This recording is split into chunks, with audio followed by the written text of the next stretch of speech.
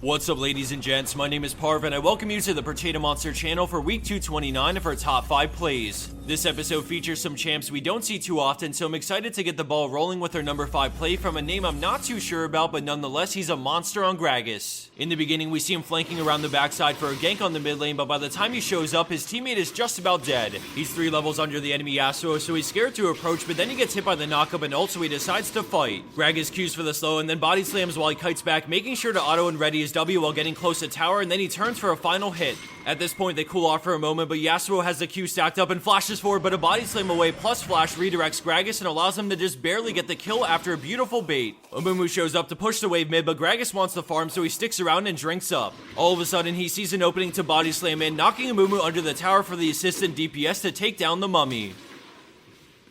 Coming in at our number 4 spot, we have Inglory on Annie, who's playing in a super close master tier game. We start this play with the enemy red team picking up momentum in the team fight as they start to slowly kill off Annie's team. Things aren't looking so hot, so Annie stays out of the fight while her teammates try to escape through the jungle as the threat of Baron continues to grow. One by one they start to fall, leaving Annie and Yorick versus all 5, but this is where Annie thinks a few steps ahead and waits patiently. She knows they want Baron, but thanks to the pink ward she makes the assumption that they'll quickly turn to kill it before going on to Baron. Without hesitation she walks up, flashing over the wall with a 3-man Tibbers, dropping Viktor before going into Zanyas in case he got off his one-shot combo. Immediately things are down to a 2v2, but she keeps Tibbers in front of Jinx, blocking any potential zaps as they focus Rek'Sai for the quad to Annie. With Tibbers leading the charge, they both rush after Jinx as the AoE from the bears slowly melts her down, and then they come in for the killing blow to get Annie the penta.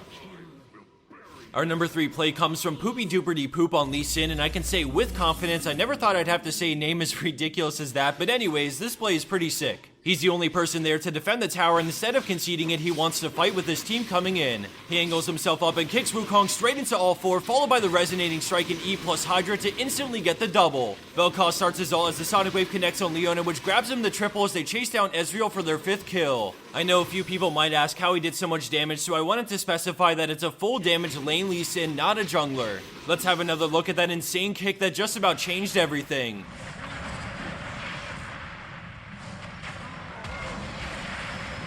Moving along and into second place, we have CallMeSigge on Master Yi, and I think this is one of the cooler duo plays I've seen because the teamwork here is amazing. With the enemy team on Dragon, he pops his ult and rushes in, alpha striking alongside Smite for the steal. They go on him, but a great meditate reduces so much damage as Lulu pops him up and he gets the kill before getting CC'd. He Qs Jace at the same time Glitter Lance goes through, and then he alpha strikes again for the triple into another meditate to buy time for his teammates to rush Caitlyn. Thanks to Lulu's support from over the wall and all the resets, Siggy picks up the quad and Dragon Steal for his team.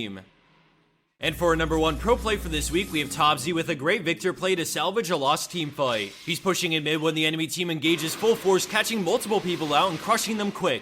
Viktor's making his way through the jungle and he drops a nice gravity field, pulling them in while the laser beams across and his ult comes down before he speeds out. While running, he keeps Chaos Storm right behind him, and when Shyvana catches up, he turns with a Q for the speed up on Thresh to dodge the hook. He throws out another E, sniping Thresh before Qing again for the speed up to kite Shyvana, and then gravity field forces her to back off, which allows him to Q auto at max range. We can see on the minimap that there are some